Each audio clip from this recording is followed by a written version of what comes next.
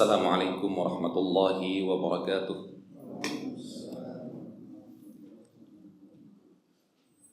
Alhamdulillahi ala ihsanih wasyukru lahu ala taufiqihi wa amtinanih. Wassalatu wassalamu ala nabiyyina Muhammadin da'in ila ridwani wa ala alihi wa sahbihi wa ikhwani wa man tabi'ahum bi ihsanin ila yaumil liqa'ih. Amma ba'du. Allahumma la sahla illa ma ja'altahu sahla wa anta taj'alul huzna idza syi'ta sahla. Allahumma la khaira illa khairuk wa la tayra illa tayruk wa la ilaha ghairuk.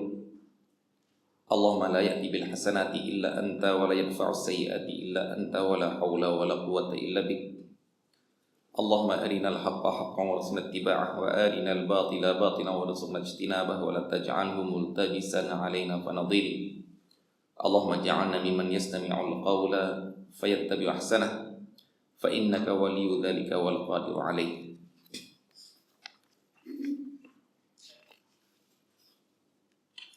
Ikhwati fiddin wa akhwati fillah rahimani wa rahimakumullah.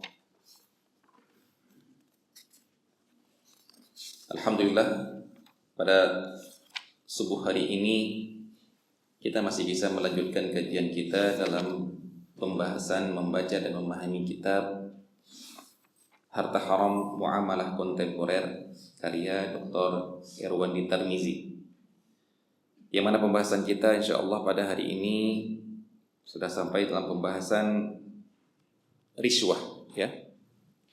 Pada hari ini insyaallah kita bahas tentang riswah, atau dalam bahasa kita suap, sogok, atau dalam bahasa Malaysia masih mirip dengan bahasa Arab rasuah. Yang kita tahu semua ini adalah perbuatan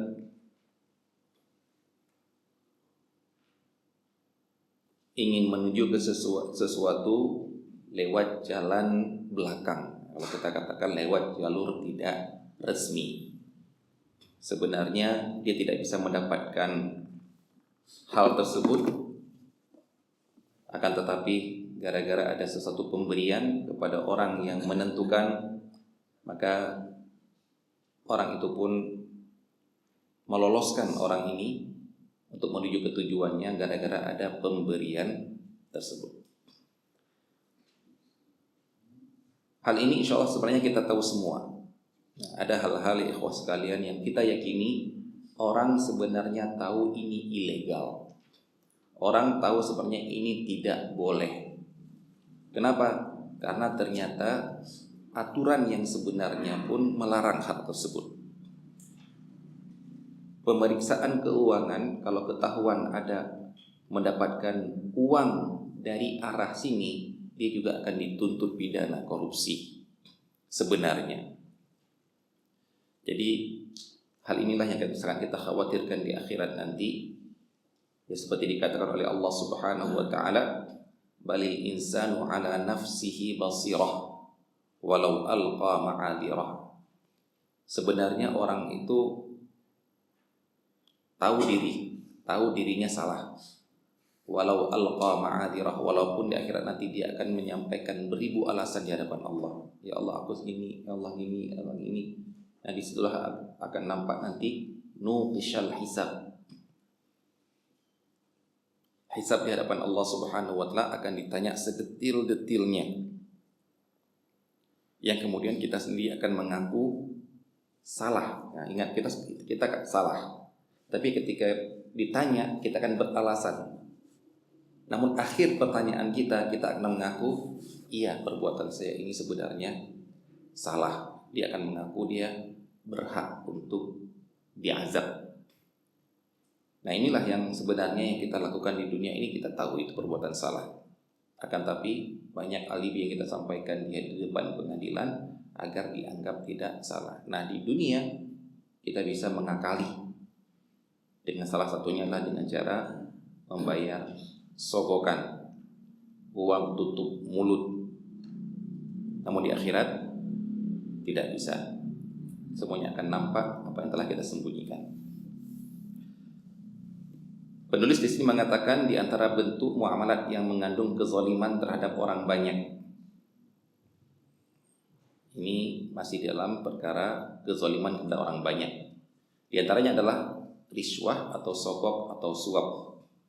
Adalah sesuatu yang diberikan berupa uang, barang, hadiah ataupun jasa kepada seorang hakim atau siapapun juga, agar hakim atau pejabat atau aparat dan lainnya berpihak kepada pemberi dengan melakukan apa yang diinginkannya, baik keinginan tersebut sesuatu yang terlarang ataupun tidak. Nah, kemudian di sini beliau menyebutkan ternyata penyakit riswah itu bukan penyakit modern. Jadi walaupun beliau menyebutkan di sini harta haram muamalah kontemporer yang sudah kita lewatin, itu banyak yang mengulang. Ya, di kontemporer ada, tapi di fikih-fikih klasik juga dibahas. Ternyata penyakit ini bukan penyakit modern, ini adalah penyakit umat zaman dahulu. Itu beliau mengatakan di sini, akan tetapi telah mewabah pada umat Yahudi dan kaum musyrikin sebelum Islam datang. Sebagaimana Allah Subhanahu wa taala berfirman tentang sifat orang Yahudi, samma'una lil kadhibi akaluna lis-suhd. Mereka orang-orang Yahudi orang yang suka mendengar berita-berita bohong dan banyak memakan as-suhd, yaitu hal-hal yang haram. Ya, di antaranya adalah sogokan. Hasan al-Basri dalam menafsirkan ayat ini berkata, para hakim di kalangan Bani Israel apabila mengadili sebuah persengketaan, salah seorang yang bersengketa menyimpan uang sogok di lengan jubahnya seraya memperlihatkan ke hakim. Lalu ia menyampaikan dakwaannya dan serta-merta hakim memutuskan perkara sesuai dengan dakwaannya. Maka hakim tersebut memakan uang sogok dan mendengar dakwaan dusta. Dia tahu ini dusta tapi tetap didengar dan dia akan menerima sogokan. Jadi di sini yang lebih, kalau kita dengar sogok itu yang lebih terngiang adalah ke masalah perkara di pengadilan. Yang karena di perkara pengadilannya itulah yang bisa membenarkan yang salah dengan adanya sogokan. Walaupun ternyata sogok itu bukan hanya dalam hal ini, tapi di berbagai bidang. Diriwayatkan oleh Ibnu Jarir dari Sya'bi bahwa seorang munafik bersengketa dengan seorang Yahudi di kota Madinah. Maka ketika Yahudi meminta agar persengketaan mereka diadili oleh Muhammad, karena dia tahu bahwa Muhammad SAW tidak menerima sogok, maka orang munafik tadi menolak permintaan Yahudi. Lalu mereka sepakat untuk mendatangi seorang taghut, yaitu dukun, yang memutuskan perkara mereka. Lalu Allah menurunkan firman-Nya mengutuk orang munafik tadi, alam tara ilal ladzina yaz'umuna annahum amanu bima unzila ilaika wa ma unzila min qablika yuriduna an yatahakamu ila at-taghuti wa qad umiru an yakfuru bihi wa yuridu syaitanu an yudhillahum dhalalan ba'ida. Di sini Allah SWT menyebutkan di antara sifat orang munafik. Ingat ya, orang munafik itu nampaknya Islam, tapi hatinya menyimpan kebencian terhadap Islam. Salah satu bentuk kebencian mereka terhadap Islam adalah tidak mau menerima keputusan Rasulullah SAW sebagai hakim. Kalau ada pilihan di hadapan mereka antara ke Rasulullah untuk memutuskan perkara dengan ke taghut. Taghut ini diantaranya adalah kahin ataupun kita namakan sekarang dukun ya. Walaupun menurut anak kurang cocok kita menamakan dukun yang untuk mengartikan kahin di zaman dulu. Memang mirip, tapi bedanya zaman dulu ya, mungkin kita tahu kalau film-film kolosal, film-film Indian, yang setiap suku itu ada tempat mereka bertanya berhukum, yaitu seperti nenek-nenek yang sudah tua, orang-orang sepuh yang katanya nanti akan setiap perkara ditanya kepada mereka, kita tanyakan kepada arwah, kita tanya arwah. Nah ini dia. Kalau zaman kita sekarang kan dukun kan yang nggak dianggap, kayak profesi nggak dianggap. Kalau dulu kahin memang orang terkenal di dalam suatu suku, dialah yang setiap perkara datang. Kita tangkap musuh, mau dibunuh atau tidak, tanya sama ini. Kita perang atau tidak, tanya sama ini. Ada perkara yang ini, tanya sama kahin ini. Jadi dia adalah sebagai satu-satunya orang yang menjadi perantara antara mereka dengan arwah untuk memutuskan sebuah perkara. Ini kahin namanya. Kalau sekarang ada nggak ya? Ya sekarang ya kayak bukan sesuatu yang menjadi rujukan, tapi kayak profesi saja. Di antara sifat munafik adalah mereka lebih memilih ke sini daripada bertanya kepada Rasulullah SAW. Yang kita khawatirkan bapak-bapak dan ibu-ibu terhormati Allah Subhanahu Wa Taala, dalam diri kita ada sifat seperti ini. Ketika di hadapan kita ada kasus, ketika di hadapan kita ini kita putuskan dengan syariat yang mana bisa kita tanyakan kepada para ustadz, para alim ulama, ataupun ini kita putuskan dengan hukum yang bukan hukum Islam. Akhirnya kita cari apa? Mana yang lebih menguntungkan. Kalau giliran menguntungkan hukum Islam, kita pilih hukum Islam. Kalau giliran menguntungkan ke hukum sana, saya pilih hukum sana. Misalnya, dalam hukum Islam, utang itu dibawa mati. Utang seorang yang meninggal dunia yang tidak punya uang untuk melunasi, yang tidak punya harta untuk melunasi hutangnya. Beda kalau dia meninggal punya harta yang cukup untuk melunasi hutangnya, maka hak ahli waris ditunda dulu, bayar utang dulu. Jadi para ahli waris yang ada orang yang meninggal dunia kaya raya, jangan berbangga dulu. Siapa tahu dia punya utang lebih banyak daripada uangnya. Bayar utang, baru waris. Sekarang masalahnya, bila yang meninggal dunia nggak punya harta. Maksudnya nggak punya harta, harta dia sudah habis untuk biaya pengobatan. Tinggal mungkin di rekening 1 juta, 2 juta. Ternyata utangnya ada 50 juta. Baik, meninggal dunia. Apakah utang berpindah ke ahli waris atau tidak? Tidak. Yang berarti para kreditur tidak berhak menuntut ahli waris. Mereka cuma berhak datang, nak, bapakmu punya utang sekian, ada hartanya enggak? Enggak ada pak, ini rumah juga kontrak, mobil juga, enggak punya mobil, punya motor tua ini, hitung-hitung total semuanya paling ada 7 juta. Utang bapak berapa? 50 juta. Apa yang harus dilakukan harusnya kreditur ini? Ya sudah, nak, serahkan 7 juta itu ke saya, jual barang-barang ini, serahkan ke 1 juta, ya sisanya saya tutup di akhirat. Tidak boleh, nah sisanya kalian harus membayar hutang bapak kalian. Kalau tidak, saya tuntut kalian ke pengadilan. Nah sekarang milih yang mana? Milih yang hukum Islam yang seperti ini, atau ke arah peradilan yang bisa menuntut mereka untuk bayar hutang. Berarti kita menzolimi orang-orang lain hanya untuk demi kepentingan kita agar terbayarkan hutang. Pilih yang mana? Yang di depan kita ada 2 seperti ini. Apakah kita akan menuntut di akhirat? Tidak mengapa menuntut di akhirat. Maksudnya tidak mengapa. Ada sebagian orang merasa seperti ini. Ada orang pinjam uang untuk biaya pengobatan, kemudian dia dibegal. Nggak jadi, uang ini bawa ini, orang 30 juta ini bawa ini, dibegal. Secara hukum, wajibkah orang ini tetap membayar hutang? Wajib. Secara hukum, bolehkah saya tetap menuntut untuk dibayarkan hutang? Boleh. Tapi biasanya orang mengatakan, sudah kena musibah, masih nagih hutang lagi. Ya perkara musibah ya saya berbela sungkawa, saya bersedih. Tapi perkara hutang ya tetap dibayar. Nah begitu juga seperti ini, orang sudah meninggal nggak punya apapun masih ditagih juga. Lah saya nggak menagih kalian, saya akan tetap tagih dia di mana? Di akhirat. Jadi kita masih ada simpanan uang kita nanti di akhirat. Ya bukan bentuknya dinar dan dirham lagi, tapi bentuknya adalah pahala ataupun dosa. Jadi di sini sampai orang Yahudi ini tahu ini Rasulullah, ini Muhammad ini nggak akan mau ngambil sogo ini, karena mereka tahu haram. Orang Yahudi pun tahu itu haram, tapi menjadi budaya bagi mereka. Nah ini Muhammad ini nggak akan ngambil. Saya mau seadil-adilnya. Itu orang munafik nggak mau. Kan lebih parah berarti.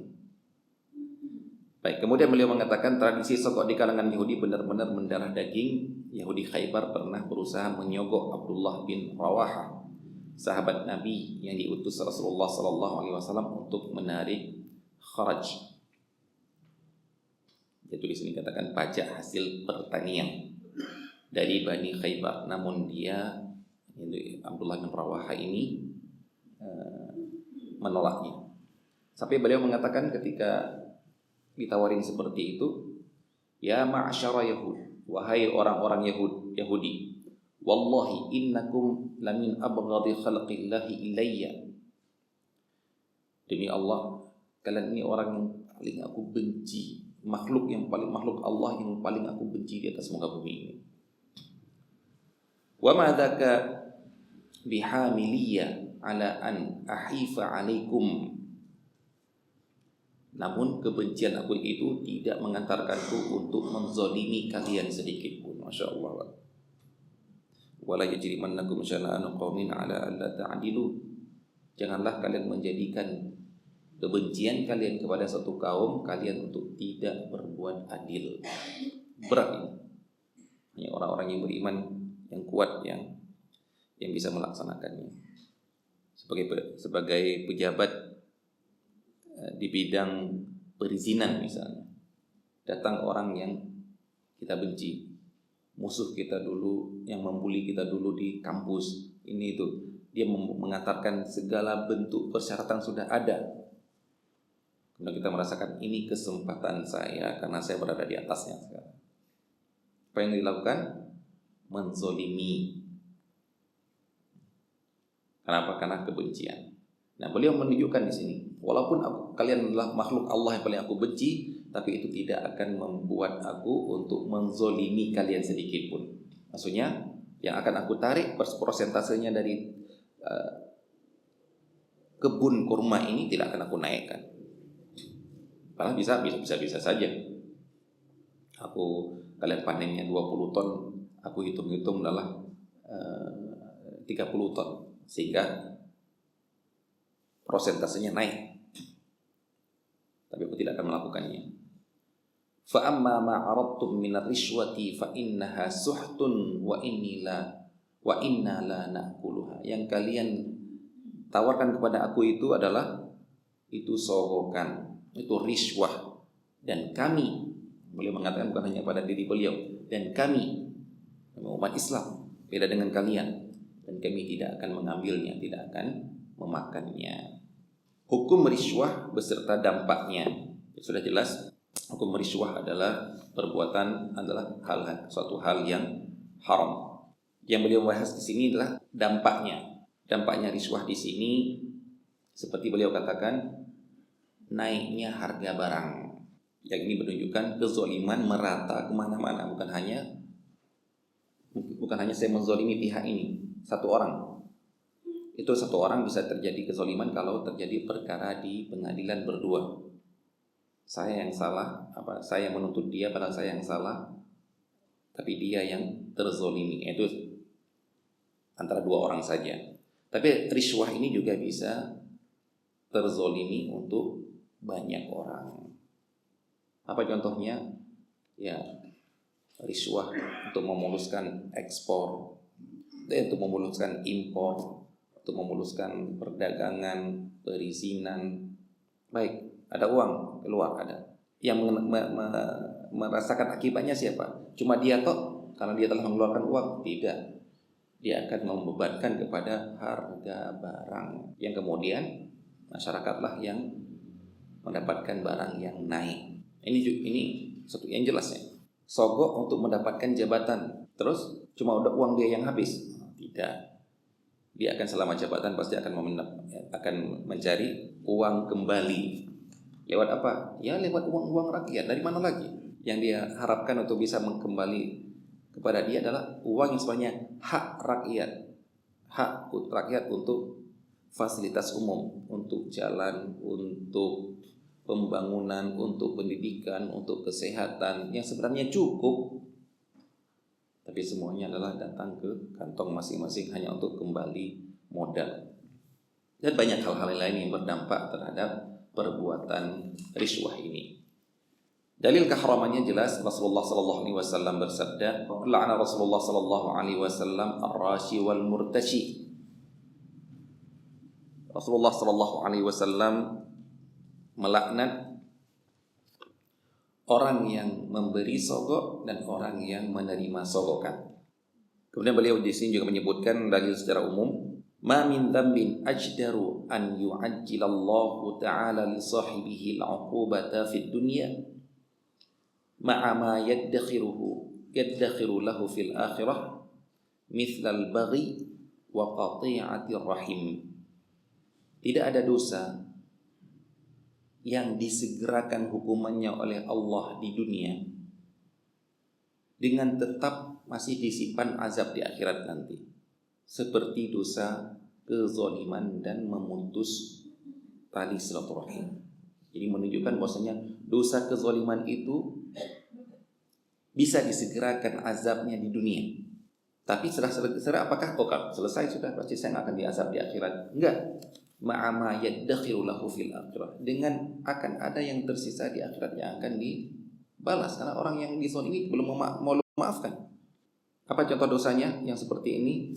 Baghi, kezaliman, wa qati'atir rahim, memutus silaturahim. Ini memutus, yang memutus bukan terputus ya. Terkadang ada silaturahim kita ini terputus. Ya memang kita nggak tahu kemana udah. Pindah kemana kita nggak tahu.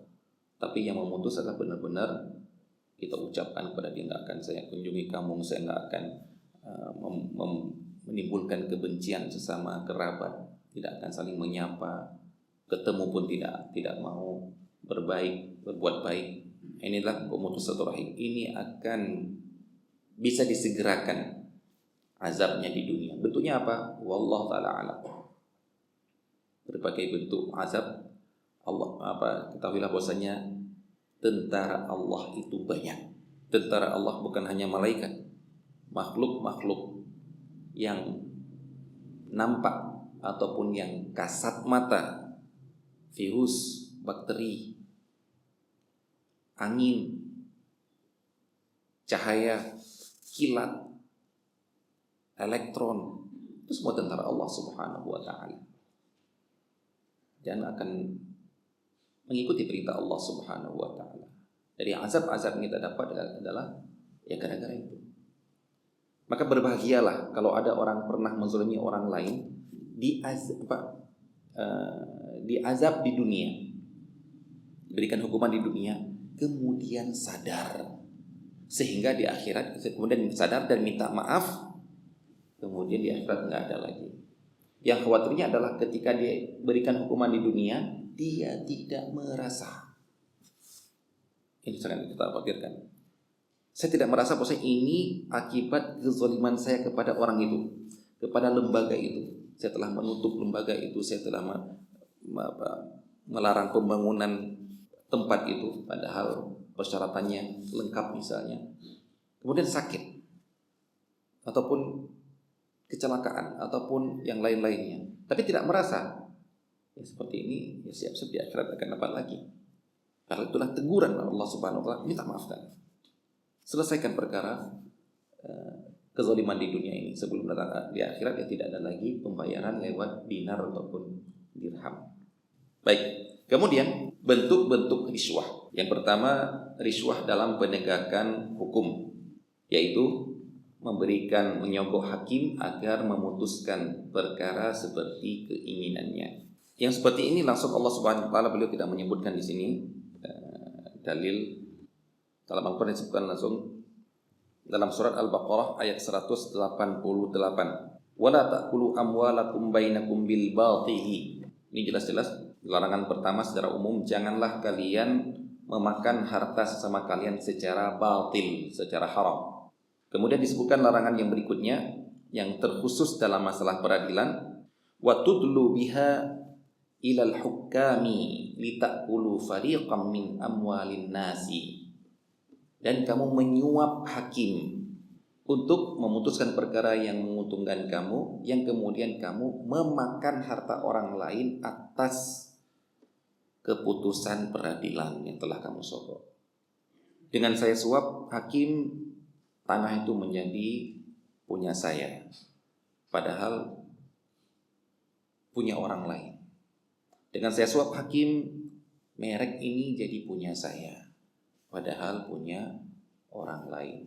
Dengan saya suap, hakim, maka jabatan ini bisa punya saya, padahal punya orang lain. Yang berarti kemudian makannya di mana? Ya, makan dari harta tanah ini, dari merek ini, dari gaji ini.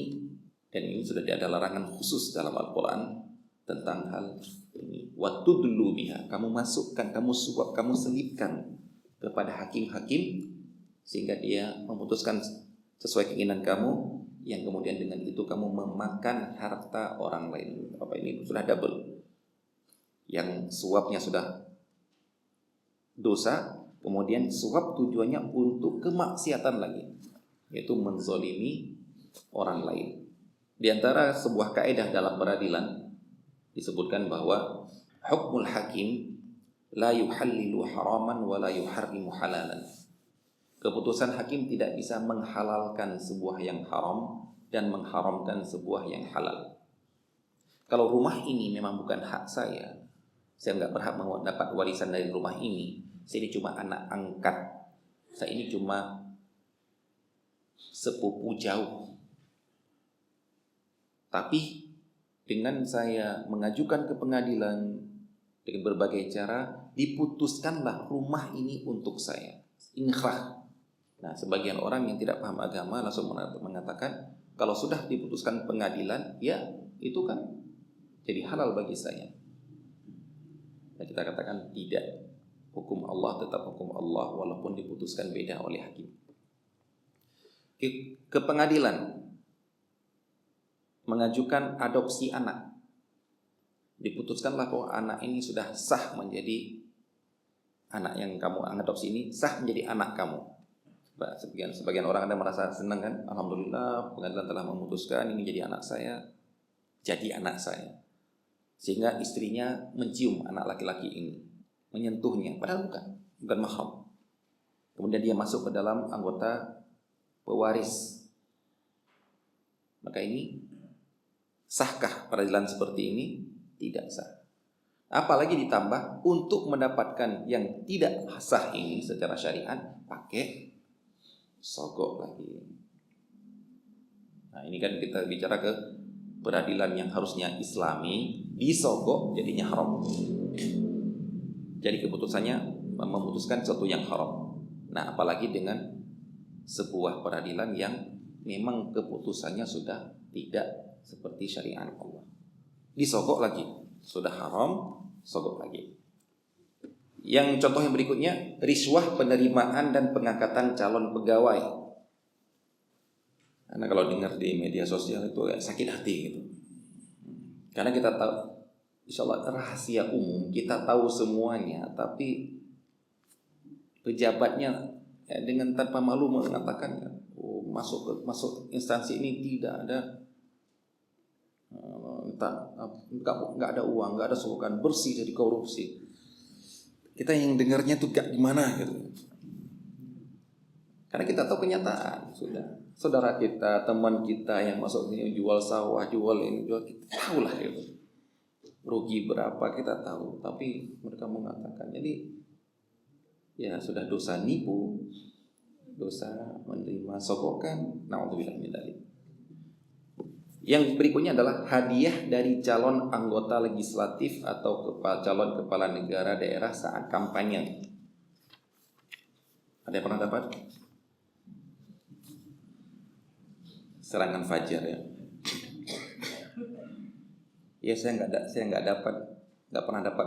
Kan desa saya dengar orang dapat 20, 50 ribu, 100 ribu. Saya kok nggak dapat ya gitu kan.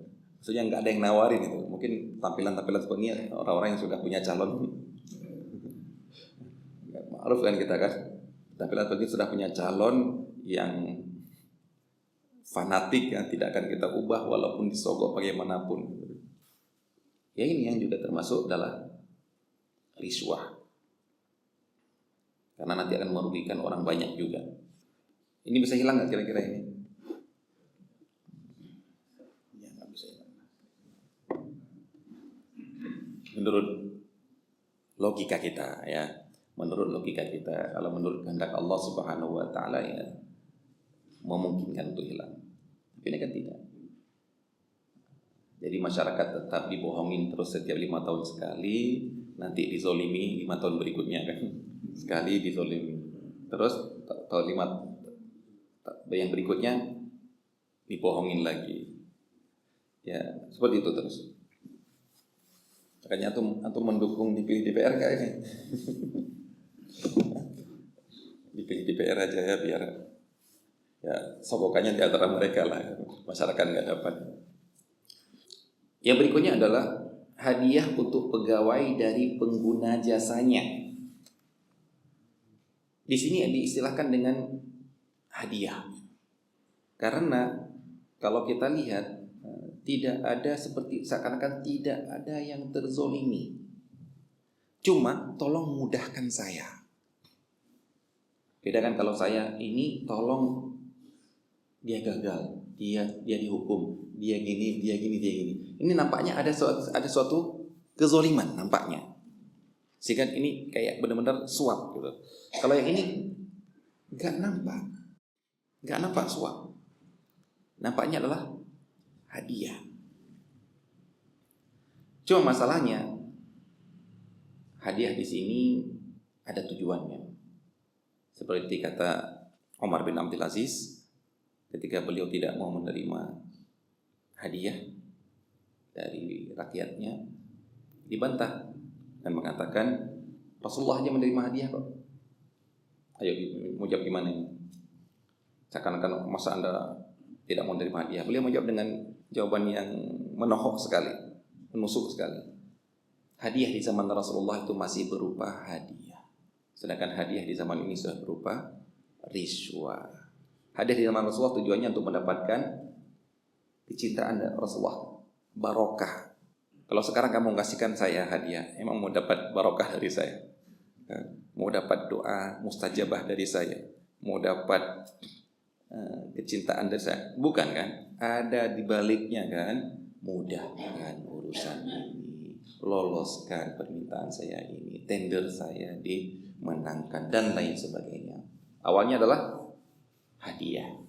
Ada sebuah kaidah bagi para pejabat yang mana pejabat ini, para pejabat tidak boleh mengambil hadiah dari rakyat. Kalau hadiah tersebut diserahkan karena jabatannya. Beda kalau seorang pejabat mendapatkan hadiah karena persaudaraannya, karena pertemanannya. Yang bisa dibuktikan apa? Yang bisa dibuktikan sebelum saya menjabat, dia memang sudah sering traktir saya. Kita sudah sering ngasih hadiah. Ketika saya berjabat, pemberian hadiah masih berlanjut, traktir masih berlanjut. Ini berarti pemberian hadiahnya karena persahabatan ataupun persaudaraan. Tapi kalau tidak pernah ngasih apa-apa, begitu menjabat baru ngasih, nah ini yang dicurigai. Pemberiannya bukan gara-gara persahabatan tapi gara-gara jabatan. Kaidah dalam hal ini Rasulullah SAW sendiri yang sudah mengatakan kepada salah seorang sahabat yang ditugaskan untuk menarik zakat, pulang-pulang bawanya, dia mengatakan ini zakat untuk Baitul Mal, untuk negara. Yang ini dikiranya ini pemberian zakat juga. Oh ini bukan, ini hadiah untuk saya dari rakyat itu. Jadi dia jujur mengatakan karena dia menganggap boleh. Ini saya sudah dapat ya Rasulullah, ini zakat semuanya pemberian dari. Loh yang ini kok kamu ambil kurma ini, gandum ini? Oh ini enggak, ini hadiah dari saya, untuk saya dari rakyat. Mendengar seperti itu Rasulullah SAW marah dan bukan hanya menegur orang ini, langsung ceramah, langsung khutbah agar didengar oleh semua orang. Beliau mengatakan sebuah kaidah. Kenapa beliau mengatakan ma balu amilin ab'atsuhu?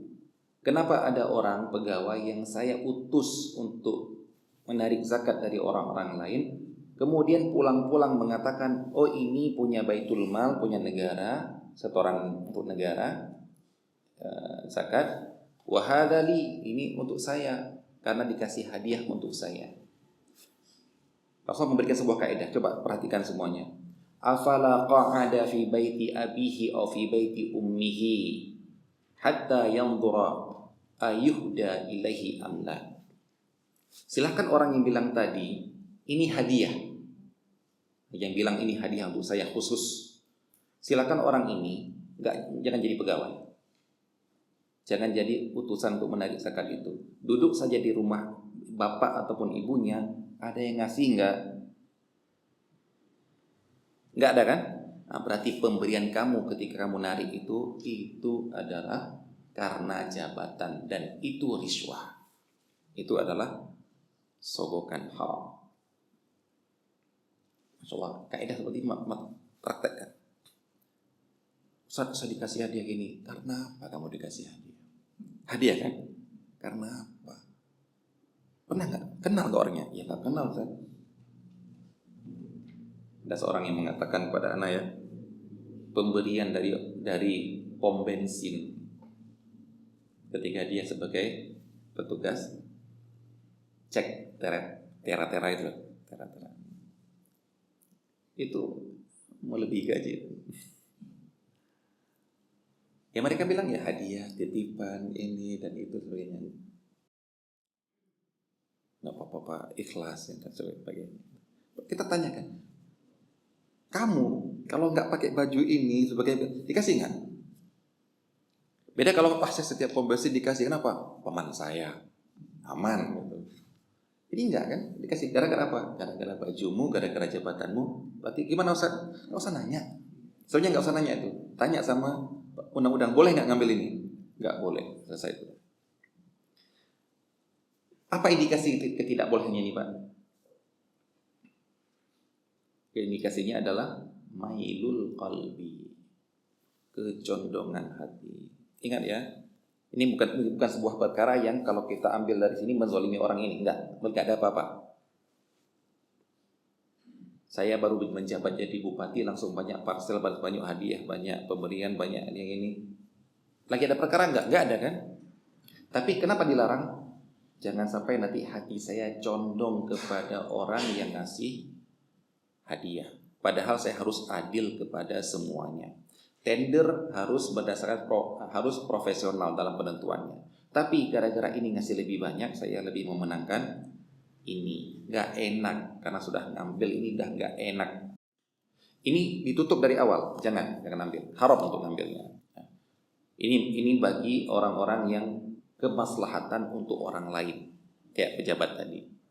Begitu juga guru ngambil hadiah dari murid, memang tidak terzolimi, orangnya tidak terzolimi. Tidak ngambil ini tolong jangan luluskan itu, enggak. Tapi kalau ngambil ini, nilai yang ngasihnya ini nanti lebih tinggi. Dia nggak ngancam, kamu kalau nggak ngasih, nggak akan saya naikkan kelas. Ini namanya pemerasan.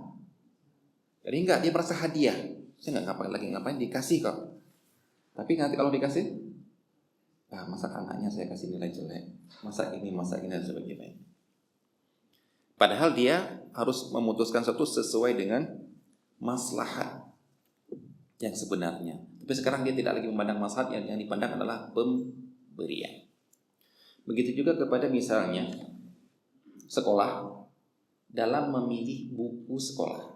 Ini juga rawan di sini. Di hadapan dia banyak merek dari banyak penerbit. Harusnya yang dia pilih adalah karena ini pilihan bukan untuk dia ya, untuk maslahat seperti pejabat tadi. Pejabat tadi bukan untuk maslahat untuk ke dia, untuk maslahat. Beda kalau memang untuk saya. Saya punya toko. Ada orang menawarin barang untuk toko saya. Sabun merek-merek ini. Yang beli sabun ini toko bapak akan kami cat. Yang beli ini enggak masalah. Ini Pak punya saya sendiri, bukan maslahat orang lain. Ada orang ngasih hadiah untuk saya, enggak masalah itu. Kalau rugi toko saya kan. Tapi ini enggak. Ada orang ngasih yang bisa merugikan maslahat orang banyak. Karena orang banyak ini berada di atas keputusan saya. Contohnya tadi, sekolah ini di hadapan saya banyak penerbitan buku. Kenapa saya lebih memilih yang ini? Padahal pilihan saya harus sesuai dengan maslahat murid saya. Karena bukan untuk saya, untuk murid saya. Beda kalau untuk saya beli merek ini dapat hadiah piring. Beli merek ini nggak dapat hadiah apa-apa. Lebih milih yang ini untuk saya nggak apa-apa. Tapi saya milih ini karena dijanjikan akan dikasihkan mobil untuk saya, kepala sekolah. Karena dikasihkan akan dapat motor untuk saya karena dia mengambil 20.000 eksemplar dapat hadiah motor. Yang itu nggak ngasih hadiah apa-apa, dikasih hadiah apa-apa. Berarti saya mengambil buku ini untuk dibelikan dari uang murid saya. Gara-gara apa? Hadiah untuk saya. Padahal keputusan saya harus maslahat mereka. Sehingga ya pasti ini lebih mahal daripada buku itu. Dan murid tidak bisa apa-apa. Pak, ada buku yang lebih murah? Enggak, wajib beli buku ini. Ya mau apa lagi sekarang? Makanya teman-teman anak cerita dia, karena dia orang yang pintar menjual buku sejak waktu kuliah di UGM memang sudah kerjaan sambilannya adalah jual buku. Begitu lulus dia melamar di sebuah penerbit karena penampilan dia jenggotan, cingkrangan. Yang pertama ditanya apa? Mau ngasih enggak? Mau nggak ngasih ke kepala sekolah, ke instansi-instansi, ngasih hadiah biar buku kita laku? Itu pertanyaan pertama apa? Belum apa-apa. Jawaban dia, enggak. Dan enggak diterima. Karena dia sebagai salesnya, bukan beda dengan distributor yang kan nggak tahu apa-apa kan. Punya ngantarkan aja bukunya kan, laku sudah, ngantarkan aja. Dia enggak sales yang menawarkan gitu. Kemudian dibahas di sini kapan riswah dibolehkan. Ada enggak sogok yang dibolehkan? Pak, kalau yang dibolehkan itu jangan dinamakan syariah, Pak ya.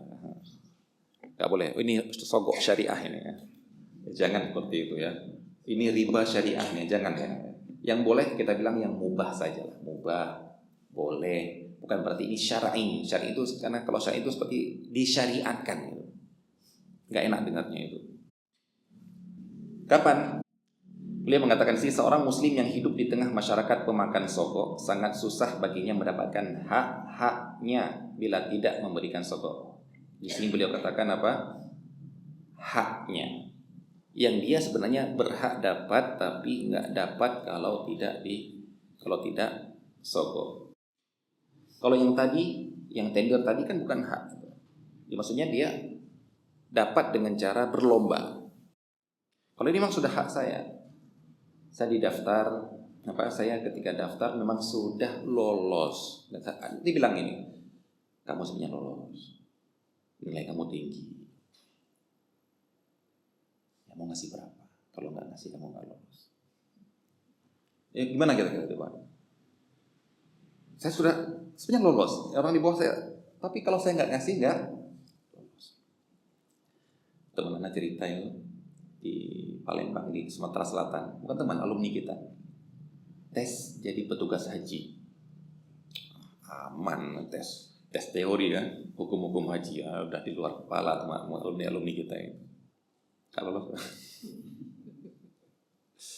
ya kira-kira apa? Afiliasinya beda.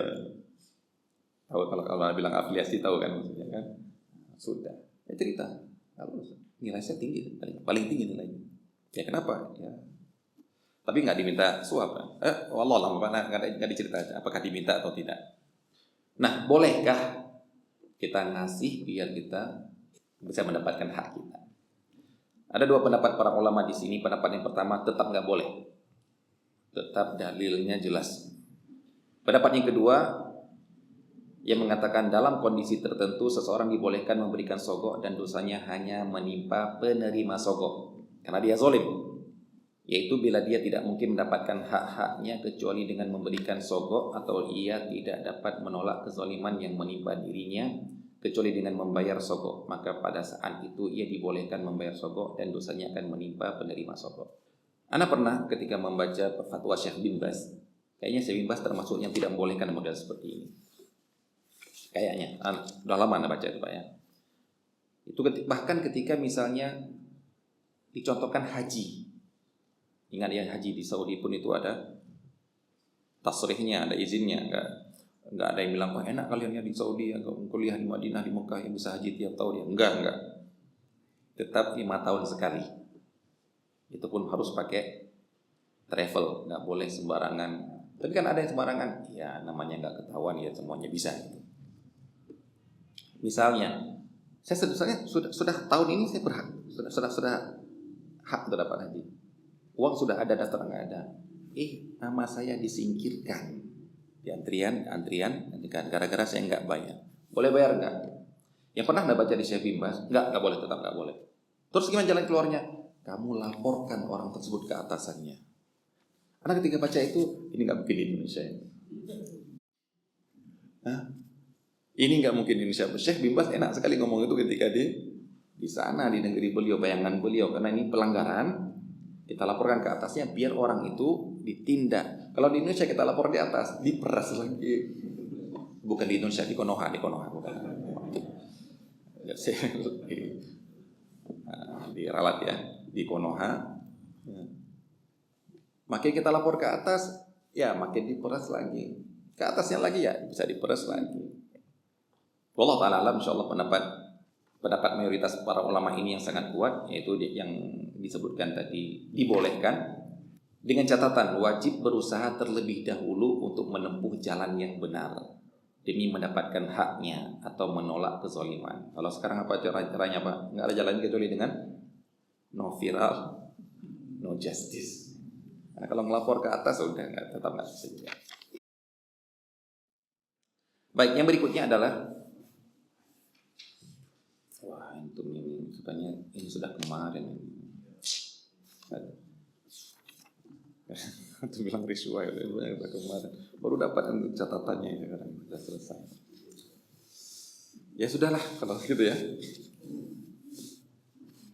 Sebenarnya sudah ya. Baru kelihatan catatan ini, di sini gitu ternyata catatan. Pajak kontemporer menurut tinjauan fikih. Kita kalau ngomong pajak ngeri sedap ya. Yang sekarang kita kan dituduh salafi, kajian sunnah, orang yang tidak mau bayar pajak. Itu dulu. Nah, baca orang-orang yang nggak suka pada itu. Ini orang-orang yang tidak mau bayar pajak, membayar pajak haram, salah. Kita bukan membahas tentang yang membayar pajak itu haram, bukan. Yang kita bahas apa? Narik pajak yang haram. Yang dituduh kita adalah ini orang-orang yang melarang bayar pajak ini nanti. Bukan, kita bukan melarang bayar pajak. Kita sedang membahas yang hukum yang dibahas dalam hadis adalah hukum narik pajak. Nah, di sini kita katakan pajak adalah iuran wajib setiap warga negara muslim non-muslim kepada negara berdasarkan undang-undang untuk membiayai belanja negara. Pajak dapat berbentuk pajak penghasilan, pajak penjualan, pajak bumi dan bangunan, pajak barang masuk dan lainnya. Itu lebih paham ya apa yang dipajakin ya.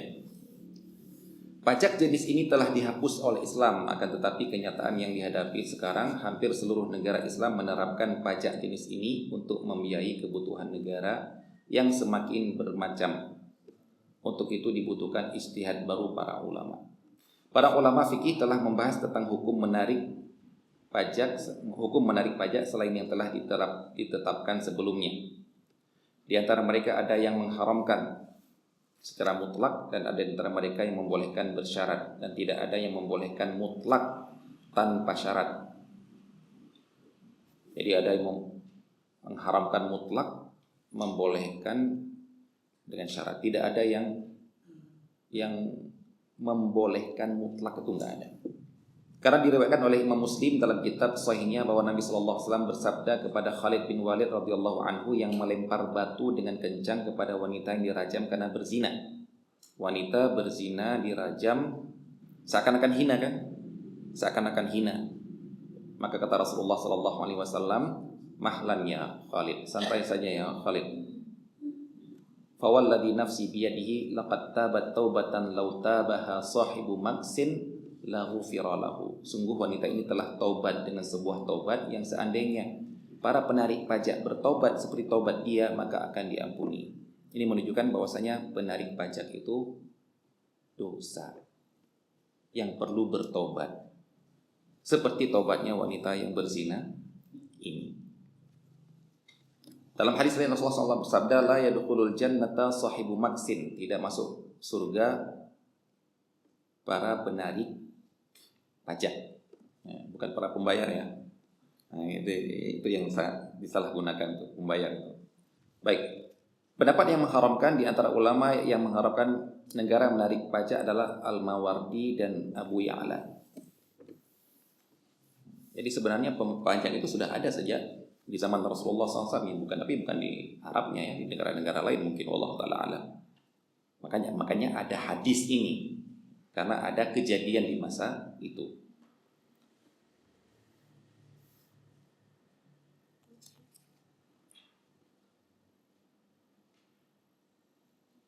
Dengan ayat ya ayyuhalladzina amanu la ta'kulu amwalakum bainakum bil batil. Dengan hadis fa inna dima'akum wa amwalakum wa a'radakum bainakum haram. Janganlah kalian memakan harta sesama kalian dengan cara batil. Dan hadis sesungguhnya darah, harta dan kehormatan kalian haram untuk kalian langgar dan haram kalian tumpahkan. Berarti dari ayat dan hadis ini menunjukkan bahwasanya tidak boleh menarik uang orang lain tanpa hal-hal yang dibenarkan oleh syariat. Pendapat yang membolehkan pajak bersyarat, para ulama yang membolehkan, pendapat yang lain, ulama yang membolehkan menarik pajak dalam kondisi dan syarat tertentu. Di antaranya Al-Juwaini, Syatibi, dan para ulama Andalus. Apa syarat-syarat tersebut? Yang pertama, adanya kebutuhan real suatu negara yang mendesak, seperti menghadapi musuh yang hendak menyerang dan tidak punya kas negara, maka boleh menarik dari rakyatnya untuk maslahat menghadapi musuh ini. Yang kedua, pemasukan negara dari jizyah, kharaj dan lainnya tidak mencukupi untuk membiayai kebutuhan pokok negara. Dengan kata lain, kas baitul mal kosong. Yang ketiga, bermusyawarah dengan ahlul halli wal aqdi. Ya, ahlul halli wal aqdi ini tokoh yang pemilih pejabat, yang memilih khalifah, yang memilih imam. Mereka adalah tokoh-tokoh agama yang berkompeten untuk menjadi pemilih penguasa. Mereka lah yang bermusyawarah, kemudian memutuskan harus ada yang menarik dari rakyat untuk kemaslahatan negara. Ibnul Arabi mengatakan, tidak halal mengambil harta warga negaranya kecuali untuk kebutuhan mendesak dengan cara adil dan dengan musyawarah kepada para ulama. Yang keempat, ditarik dengan cara yang adil, dengan hanya mewajibkan pada harta orang kaya dan mampu. Kelima, mendistribusikan zakat yang ditarik untuk kepentingan yang telah ditujukan. Yang keenam, adanya kebutuhan yang mendesak. Jika kebutuhan tersebut telah terpenuhi, maka pajak tidak boleh lagi ditarik. Dengan kata lain, penerapan pajak bersifat sementara dan bukan menjadi pemasukan tetap sebuah negara. Ini persyaratan seperti ini, silahkan para pemangku kebijakan memandang apakah benar, apakah tepat sudah negaranya untuk menarik pajak dari rakyatnya atau tidak. Kemudian pandangan Anda ini, pilihan pendapat Anda ini, Anda pertanggungjawabkan di hadapan Allah Subhanahu wa Ta'ala. Sedangkan kita rakyat, ya nerima aja, gimana lagi. Dulu kan pernah tahu di salah satu muktamar NU, ada sebelum muktamar ada usulan untuk tidak bayar pajak. Kalau lupa apakah tidak bayar pajak ataupun sedang mengkritisi pajak. Bayangkan kalau seluruh warga NU tidak bayar pajak, bayangkan. Langsung Menteri Keuangan waktu itu angkat bicara, kalau nggak mau bayar pajak jangan tinggal di Indonesia dan lain sebagainya. Tapi kemudian ternyata hasil musyawarah NU adalah bukan ke masyarakatnya, tapi ke pejabat, mengharapkan pengelolaan pajak dengan sebenar-benarnya untuk kemaslahatan rakyat Indonesia dengan sebaik-baiknya, bukan hanya kemaslahatan bagi para konglomerat. Karena ketika itu mereka, kenapa muncul ide seperti itu? pembahasan seperti itu karena mereka melihat ternyata banyak pajak itu dipakai untuk biaya kredit macet. Yang mana kredit macet itu banyaknya dipegang oleh orang-orang yang kaya. Jadi kayak orang kaya utang ke bank, nggak mau macet, banknya kekurangan uang, ditutup dengan uang pajak. Jadi pajak rakyat untuk menutupin utang orang kaya. Ini salah satu pembahasan. Kalau itu ngapain kita bayar pajak? Jadilah sebuah pembicaraan di Muktamar NU, walaupun hasilnya adalah bukan jangan usah bayar pajak. Anak waktu itu dengar tanya salah seorang Ustaz, Masya Allah ide punya wacana seperti ini. Ustaz ini langsung bilang, nggak mungkin kemudian mereka memutuskan rakyat nggak perlu bayar pajak kalau itu, nggak mungkin. Kenapa? Ya mau ditutup usahanya. Walaupun misalnya diputuskan ya, keputusan fatwa misalnya kan, nggak mungkin pengusaha pebisnis yang punya warung, yang punya toko, yang punya ini, nggak mungkin mereka gara-gara fatwa ini kami nggak bayar pajak, mau ditutup. Itu suatu keniscayaan yang kalau kita ingin menghindari hal itu. Kemudian jadi kesimpulannya di sini adalah pada dasarnya pajak tidak dibolehkan dalam Islam karena terdapat ayat dan hadis yang melarang kebijakan tersebut. Namun dalam kondisi tertentu dan dengan syarat tertentu pajak dibolehkan atas dasar pengecualian hukum. Yang perlu didiskusikan dan dijadikan penyelesaiannya bersama oleh para ulama dan ulil amri adalah apakah pajak yang diterapkan oleh pemerintah saat ini telah memenuhi syarat yang diterapkan oleh syariat atau tidak. Apalagi ada seorang pejabat yang mengatakan seandainya tambang di Indonesia dikelola dengan sebaik-baiknya, maka setiap orang bisa mendapatkan 20-an juta ya. Per bulan apa per tahun? Per bulan ya. Jadi sebenarnya kalau begitu berarti pajak ya nggak perlu. Tapi kalau masih dipajakin ya gara-gara uang tambang kemana wallahu ta'ala alam. Uang hasil bumi kemana wallahu ta'ala alam. Tapi tetap menunjukkan seakan-akan tanpa pajak kita tidak akan bisa menjalankan negara. Jadi ya kita doakan